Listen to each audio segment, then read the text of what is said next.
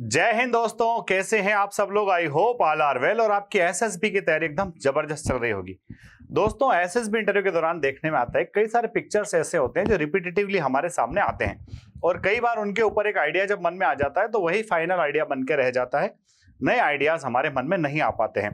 तो एक ऐसा ही पिक्चर जो बहुत ही कॉमन है, बट उस पिक्चर के ऊपर मैंने एक शानदार सी स्टोरी लिखी है। हो सकता है पब्लिक डोमेन में इस तरह की एकदम नई स्टोरी हो।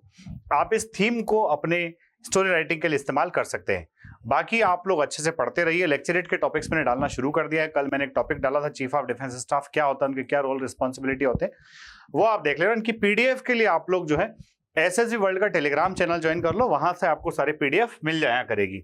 तो दोस्तों, ये पिक्चर है, बड़ा ही सिंपल सा पिक्चर है, बहुत कॉमन पिक्चर है, जहां देखोगे मिल जाएगा। एंड इस पिक्चर के अंदर अगर हम देखें बच्चों, तो ऊपर लिखा हुआ है एम्प्लॉयमेंट एक्सचेंज, यहां देखें तो लिखा हुआ है रोजगार कार्यालय, और सामने कोई मैम बैठे हुए हैं और बाकी जो है यहाँ पर पब्लिक खड़े हुए हैं, जो है भीड़ के समान खड़े हुए हैं। एक तरह से काफी सारा यहाँ पर बच्चा खड़ा है जो अपनी बारी का इंतजार कर रहा है। अब दोस्तों, जनरली मैंने भी इस वाले पिक्चर पर एक दो बार पहले स्टोरीज बना करके डाली, अगर आप चाहोगे तो आपको मिल जाएगी। उन स्टोरीज में मैंने यही लिखा है कि बंदा है जो खुद के एम्प्लॉयमेंट के लिए कोशिश कर रहा है, या फिर वो जो है हेड बॉय है उस कॉलेज का, और वहां जो है वो अपने कॉलेज में एक प्लेसमेंट ड्राइव कराने के लिए इस तरह का ऑर्गेनाइज कर रहा है। दोस्तों, आज जो है मैं यहाँ पर ये जो मैम बैठे इनको हीरो बनाने वाला हूँ, और इनको हीरो बना के हम क्या बेस्ट वे में इस पिक्चर का इस्तेमाल कर सकते हैं। तो आइए देखते हैं। सबसे पहले तो हमने काउंट किया कि मैम के साथ कितने लोग हैं, तो 1 2 3 4 5 6 है ना, 7 8 9। तो ऐसे मुझे पास में से 9 कैरेक्टर्स दिख रहे हैं, हो सकते हैं 9 to 10 कैरेक्टर्स हैं। तो नंबर ऑफ कैरेक्टर्स आपने लिख दिए 9 है ना। सम आर मेल्स और सम आर फीमेल्स, ठीक है। एज ग्रुप आप कितना लिखोगे, तो एज ग्रुप आप लिख सकते हो भाई 22 से लेकर के 26 तक के लोग हैं। हम चाह रहे हैं कि ये सारे कॉलेज पास आउट बच्चे हों, और ये जो मैम हैं, ये जो न्यूली अपॉइंटेड ऑफिसर हैं, तो इनकी एज हम 24-25 के आसपास मान सकते हैं। थीम क्या है, तो थीम आप ऐसा लिख सकते हो, facilitating candidates are coming for the employment registration. क्योंकि जनरली जो ऑफिस होता है ना, यहां पर जाकर के गवर्नमेंट जॉब बच्चे चाहते हैं या फिर प्राइवेट सेक्टर में जिनको प्लेसमेंट में बैठना होता है, तो उनको डिस्ट्रिक्ट प्लेसमेंट ऑफिस जो होता है, डिस्ट्रिक्ट एम्प्लॉयमेंट ऑफिस जो होता है, वहां जाकर के अपना रजिस्ट्रेशन कराना होता है। तो दोस्तों, मैंने क्या लिखा है देखो। चलो, ये अपने एसएसबी इंटरव्यू के मेंटर्स और शानदार जानदार बैच, अगर आपको लगता है तो आ जाइए। 10 फरवरी से नया बैच स्टार्ट हो रहा है। साथ ही साथ एनडीए के लिए जो अपना बैच है 12+ एनडीए का बैच दोस्तों, जिसमें 12 की पढ़ाई के साथ साथ एनडीए की पढ़ाई होती है, वो बैच 20 फरवरी से स्टार्ट हो रहा है। और एनडीए टारगेट बैच, ऐसे बच्चे जो 12th पास होने के बाद एनडीए की तैयारी करना स्टार्ट करेंगे, उनके लिए अपना बैच 2 अप्रैल से स्टार्ट हो रहा है। साथ ही साथ 11th एंड 12th फाउंडेशन, जो बच्चे 10th पास होकर के फिर 11th 12th के साथ प्रिपरेशन करना स्टार्ट करेंगे, तो उनके लिए भी 2 अप्रैल से स्टार्ट हो रहा है। आप जो इस नंबर पर कॉन्टेक्ट कर सकते हैं। अब देखते हैं अपने स्टोरी को। चूंकि मैंने आपसे पहले ही कहा था कि जो मैम बैठे हैं ऑफिस में, हम उनको अपना हीरो बनाने वाले हैं, तो हमने उनका नाम लिया है मयूरी। तो दोस्तों, story goes like this. Mayuri, our district employment officer, after completion of her training successfully went for her first posting. ठीक है, मयूरी है, कौन है, डिस्ट्रिक्ट एम्प्लॉयमेंट ऑफिसर ये बनी है, और अपनी ट्रेनिंग कंप्लीट हो जाने के बाद ये अपनी फर्स्ट पोस्टिंग पर जाती है। ठीक है, एज ए डिस्ट्रिक्ट रजिस्ट्रार, किस रूप में जाती है, डिस्ट्रिक्ट रजिस्ट्रार, जिला पंजीयक के रूप में जाती है।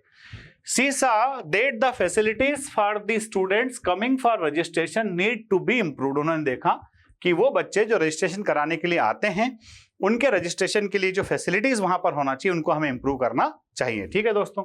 सी asked to the accountant about the budget available for repair and maintenance. ठीक है, तो अपने अकाउंटेंट से पूछती, देखो भैया जरा बजट कितना है अपने यहाँ जो रिपेयर मेंटेनेंस या फिर रिनोवेशन के नाम पर आया हुआ हो। तो अकाउंटेंट, अब वो बात हो गई, मतलब अकाउंटेंट ने कह दिया मैडम बजट तो है, आप तो चिंता ना करो। ठीक है, आफ्टर कंफर्मेशन सी परचेज्ड वेटिंग चेयर्स, है ना। जब अकाउंटेंट कह देता है कि मैम सब फुल फाल है, आप चिंता मत करो, तो वो क्या करती है, सबसे पहले वेटिंग चेयर्स खरीदती है, जैसे हम लोग देखते हैं एयरपोर्ट के बाहर लगी होती है, रेलवे स्टेशन पर चेयर्स लगी होती है, तो वेटिंग चेयर्स खरीदती है। अ water cooler and A machine for token system. ठीक है, वाटर कूलर भी परचेस करती है और मशीन भी खरीद लेती है टोकन सिस्टम के लिए। ठीक, she got installed water cooler that provides cold water and chairs in the waiting area. ठीक है, वो इंस्टॉल करा देती है वाटर कूलर को भी और चेयर्स को भी इंस्टॉल करा देती है, कहाँ, वेटिंग एरिया के अंदर। On which students can wait till their sequence come. उस पे बच्चे इंतजार करते हैं, कब तक, जब तक कि उनका जो सीक्वेंस है, जब तक उनका क्रम नहीं आ जाता। ठीक है, इसके लिए क्या करती है, ट्रेंड गेटकीपर, जो गेटकीपर होता है उसको ट्रेंड करती है फॉर द टोकन सिस्टम, कि भाई जैसे ही ये बंदा एंटर करेगा उसको तुमको टोकन देना है, ठीक है। As the students entered provided the token number and requested to sit on the chair, जैसे ही बंदा घुसता है उसको टोकन नंबर दे करके बोला जाता है बैठिएगा, ठीक। And proceed according to token number, और टोकन नंबर के अकॉर्डिंग ही मैडम के पास जाने की व्यवस्था कर देते हैं। By all these arrangements Mayuri was able to control the crowd and now the process runs very smoothly, और ऐसा करके मयूरी जो है सक्सेसफुल हो जाती है अपने क्राउड को मेंटेन करने में। पूरी भीड़भाड़ उनके सामने खड़ी नहीं रहती है, सब अब शांति से पीसफुली बैठे हैं चेयर्स के ऊपर।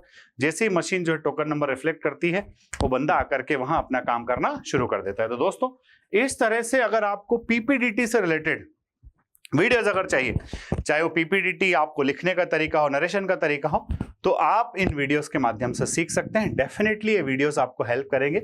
बस मेरी एक ऑनेस्ट सजेशन आपको जो है वो ये है कि आप इन वीडियोस को देख करके इनकी थीम को लीजिए, बाकी स्टोरीज आप अपने मन से लिखिए और उसके नरेशन की प्रैक्टिस जरूर कीजिए, क्योंकि आप स्टोरी चाहे कितना भी अच्छा लिख लीजिए, अगर आपने नरेशन ठीक से नहीं किया तो फिर वो स्टोरी लिखने का कोई मतलब नहीं रह जाएगा। अगले वीडियो में जल्द ही मिलते हैं। जय हिंद, जय भारत, इंकलाब जिंदाबाद, भारत माता की जय।